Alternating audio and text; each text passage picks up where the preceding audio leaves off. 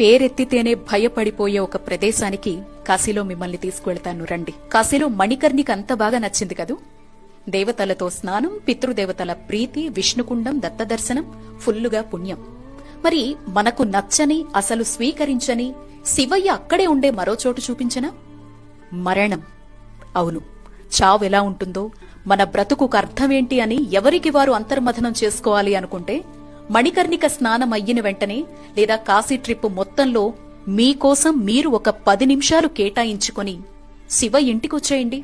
అదే అండి కాశీకి అసలైన అర్థమైన మహాశ్మశానానికి.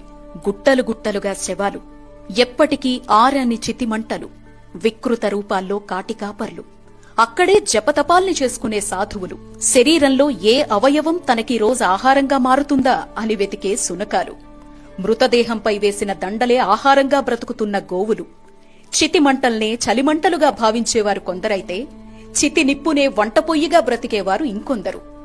రండి, కూర్చోండి కాసేపక్కడ.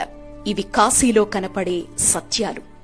జీవితమంతా నేను, నాది అనే రెండింటి మధ్య చిక్కుకుపోయి జీవిత పరమార్థాన్ని, ఈ శరీరం లేకపోయినా ఏది శాశ్వతమో తెలిపే అసలైన చోటు ఈ మహాశ్మశానం. రాజు లేదు, పేద లేదు, ధనిక లేదు, బీద లేదు, ఇక్కడంతా ఒక్కటే.